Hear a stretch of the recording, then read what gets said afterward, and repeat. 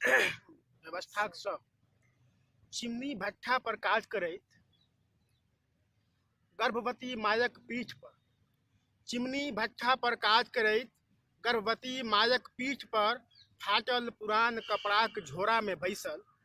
फाटल पुरान कपड़ाक झोरा में बैसल देख रहल छी व्यवस्थाक सब किछु। बाट जोहि रहल छी एहि मैल कुचैल कपड़ाक झोरा से बाहर निकलबाक आ स्वयं के एहि योग्य बनेबाक लेल सेहो जे देश के आन्हर बहिर सामाजिक लोकतांत्रिक व्यवस्था के द सकी आँख आ कान, जे दिखाई दे ओकरा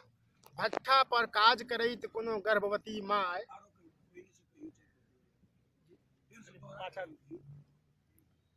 आ बाट जोहि रहल छी एहि मैल कुचैल कपड़ाक झोरा से बाहर निकलबाक आ स्वयं के एहि योग्य बनेबाक लेल सेहो जे देश के आन्हर बहिर सामाजिक लोकतांत्रिक व्यवस्था के द सकी आँख आ कान, जे दिखाई दे ओकरा भट्ठा पर काज करैत कोनो गर्भवती माय, कपकपाइत हाथ से बुढ़ारी में मजूरी करैत क्यों बाव आ बिना गोर हाथ